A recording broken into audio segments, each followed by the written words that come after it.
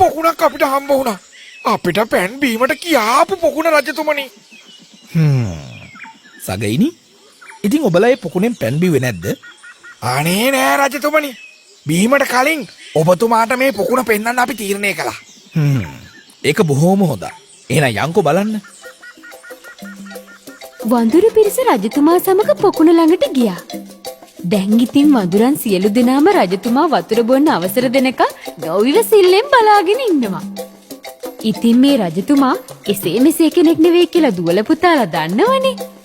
ඔහු මුලින්ම පොකුණට බහින්නේ නැතිව පොකුණ වටේ ඇවිදලා හොඳට විපරම් කරලා බැලුවා. සතුන් පොකුණට බැහැපු අඩි සලකුණු පමණයි දක්නට ඇත්තේ. නැවත ගොඩාපු කිසිම සලකුණක් පේන්ට නෑ. සගයිනි නුඹලා කළ වැඩේ බොහෝම අපූරුයි. ඒ කිව්වේ මේ පෑන් නොබීපු එක. මේ පොකුණේ භයානක දිය රකුසෙක් ඉන්න හැඩයි. මං කිව්වේ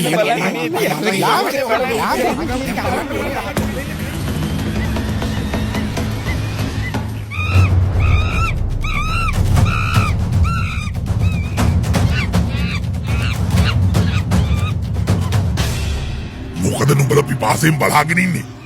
එන්න මේ සීතල දිය පානය කරන්න. නුඹද මේ පොකුණට අරක්ගත් යක්ෂයා? ඔව් මම තමයි. මේ ලස්සන පොකුණයි ඉතින් මට. එතකොට පොකුණට බහින ඕනම කෙනෙක්ව නුඹ පිළිගන්නවා. මේ පොකුණට බහින කුරුල්ලෙක්වත් මං ඉතුරු කරන්නේ නැහැ. මන් නුඹලා හැමෝම කනවා. ඒවා කොහෙද? දැනගන්නව රකුසෝ මං අපේ එකෙක්වත් නුඹට කන්ට ඉඩ තියන්නේ නැහැ. හොඳයි. එහෙමනම් ඉතින් පෑන් බීපල්ල බලන්න. ඔව්. අපි මේ පොකුණෙන් පැනුත් බීලා යන්නේ. ඒ වගේම නුඹට ගොදුරු වෙන්නෙත් නැහැ. පොකුණට බහින්නේ නැතුව පෑන් බොන හැටි එනම් බලමු. හොඳයි එහෙනම්. පොකුණට බහින්නේ නැතුව පෑන් බොන හැටි මම නුඹට පෙන්නන්නම්. මෙහෙම කියපු වඳුරු රජතුමා පොකුණ